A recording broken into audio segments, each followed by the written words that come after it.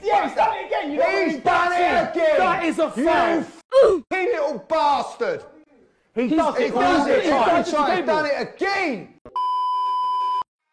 Ya, akhirnya kita ke negaranya GoTV, yaitu Canadian Grand Prix, dan itu berarti untuk kita para Asia, begadang lagi. Tapi ya wes lah ya, salah satu cara biar semangat nontonnya ya berdoa aja balapannya seru, banyak aksi dan bikin mata melek terus. Dan bagaimana balapannya? Oh, itu yang terjadi, seru lah kata gua. Dan gua akan beri rating 8,7 dari 10.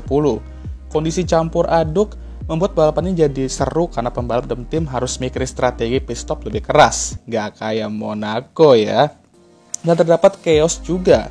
Kurang battle untuk kemenangan aja di akhir-akhir, tapi yaudah gak apa-apa lah ya. Karena Canadian Grand Prix sejauh ini menurut gue merupakan balapan terbaik di 2024. Oke lah, tanpa basa-basi langsung aja gue bahas pemenang dan pecundang Canadian Grand Prix 2024.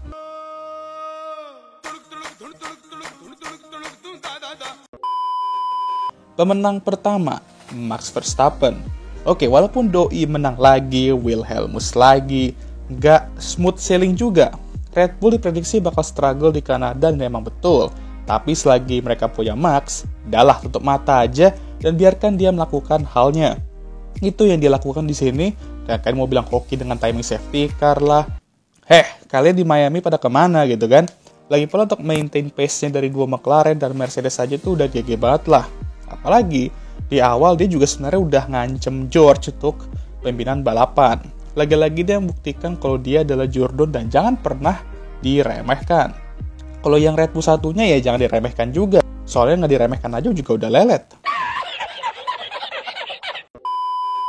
Pemenang kedua, Lando Norris. Bener-bener kali ini dia kena Uno reverse dari Miami Grand Prix ya kan. Dia yang gak diuntungkan sama timing safety car, padahal udah leading cukup jauh, 8 detik kalau nggak salah. Cuman lagi-lagi nih orang terus konsisten dengan hasil-hasil podiumnya. Lalu ada juga yang bilang apakah dia harus membantu Oscar dengan towing ya, untuk finish di posisi ketiga si Oscar-nya. Bisa aja, kalau ini 2023, di mana posisi kedua itu udah kayak kemenangan aja lah, karena Max Verstappen memang terlalu GG. Tapi karena ini mereka sedikit melihat peluang untuk bisa ngejar Max dan meraih kemenangan itu, di 2024, mereka memutuskan untuk suruh Lando push untuk posisi pertama itu, walaupun ujung-ujungnya ya sia-sia juga sih. Tapi ya gitulah, jadi bisa prediksi lah ke depan itu bakal kayak gimana. Bisa aja hal di Imola terjadi lagi ya kan, dimana Lando bisa ngejar Max dengan cepet dan mungkin kali ini bisa nyalip. Tapi yaudahlah, bukan kayak gitu ternyata.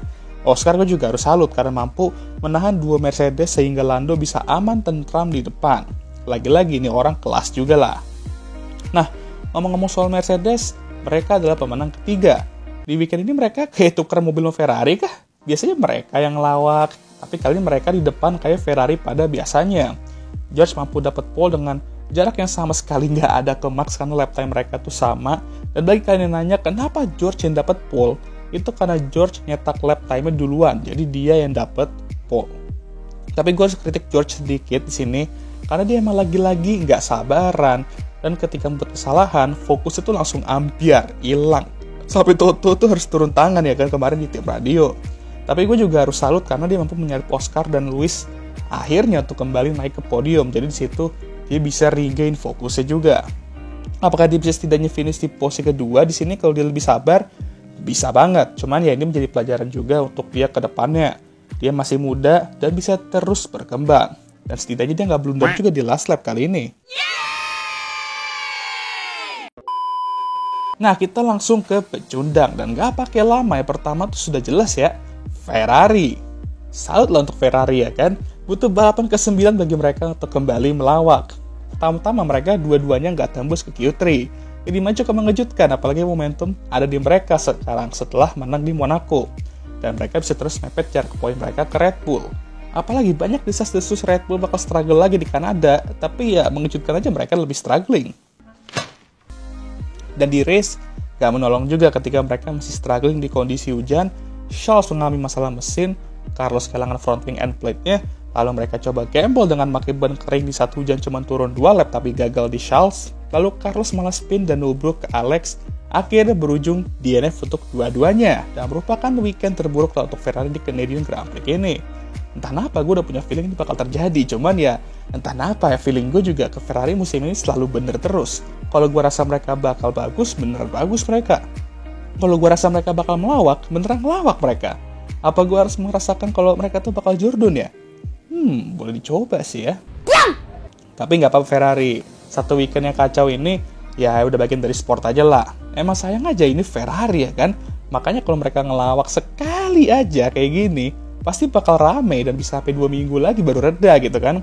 Tapi separah-parahnya Ferrari di Canadian Grand Prix ini, masih lebih parah lagi badminton Indonesia di Indonesia Open kemarin. Pecundang kedua, Checo Perez.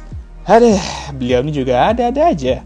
Udahlah perpanjang kontrak, siapa tahu bisa jadi boost tambahan ya kan untuk menghadapi musim ini dan kedepannya.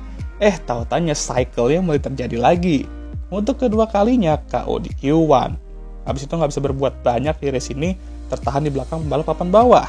Habis itu malah spin dan crash pula di tempat yang sama kayak Carlos. Bedanya dia crash dan ngerusak rear wing-nya. Dan akhirnya dia juga kena penalti 3 grid untuk di Spanish Grand Prix. Ini tuh udah alarm banget dan mulai memunculkan argumen apakah Red Bull memperpanjang kontraknya terlalu awal atau bahkan apakah harusnya diperpanjang gitu kan. Nah nanti tuh di hari Rabu bakal gue bahas lah. Melihat apa yang Max lakukan di race tadi subuh, lo pasti mikirkan ini emang mobil Red Bull sebapuk itu atau Max yang OP atau emang Checo-nya aja yang mulai asam lagi performanya. Kalau menurut gue sih di balapan ini merupakan gabungan dari ketiga itu. Pecundang ketiga, Williams. Ini bisa menjadi weekend di mana mereka membangun momentum setelah hasil yang bagus di Monaco. Albon mampu berada di poin sepanjang balapan, tapi Logan lagi-lagi kambuh terus penyakit crashnya. Padahal udah main bisa bersaing di papan tengah dikit, ada aja kesalahan-kesalahannya abis itu. Entah itu ngelebar, nge-spin, dan ujung-ujungnya crash dan DNF. Gue cuma bisa bilang nih, tolonglah Logan, lu tuh harus mulai mengurangi crash-crash ini, karena kalau enggak, ya gue rasa Logan exit dari F1 dan Williams tuh udah tinggal nunggu waktu aja. Untuk Albon, ya sayang aja nggak hoki. Berada di timing dan posisi yang salah, nggak ada yang bisa dilakukan di posisi itu. Dan sayang karena bad luck itu 42 poin hilang. Padahal poin-poin kecil ini sangat penting untuk tim-tim papan bawah dan tengah kayak Williams. Cuman ya udahlah ya, nggak hoki. Berarti udah bisa kali umumin Carlos buat musim depan. Alah, Enggak, orang dia crash ke mobil kita. Dah kita robek aja kontraknya kali ya. Santai. Jujur aja sih balapan yang entertaining lah kan di Grand Prix ini. Dan gak sia-sia begadang gua. Emang kalau balapan tuh memiliki cuaca yang campur aduk kayak di balapan ini, dijamin tuh bakal seru dan emang bener. Dari awal aja udah seru tuh ngeliat Haas. Contohnya ya, yang pakai ban wet dan nyalip hampir semua pembalap depan yang pakai ban Inter. Tapi habis itu sia-sia juga karena Inter lah ban yang paling benar ketika track udah mulai mengering dan matahari udah kelihatan ya. Tapi setidaknya di balapan ini mereka menunjukkan kalau ban wet itu emang berguna. Edan eta teh. Edun. Oke lah, sekian video kali ini. Gimana menurut kalian? Jangan lupa like, subscribe, dan share video ini. Dan jangan lupa juga untuk menyalakan lonceng notifikasi agar kalian semua tahu ketika gue ngupload video baru. Jangan lupa juga untuk follow Instagram gue. Dan seperti biasa, video ini akan ditutup oleh I'm Emma Watson. Thank you for watching.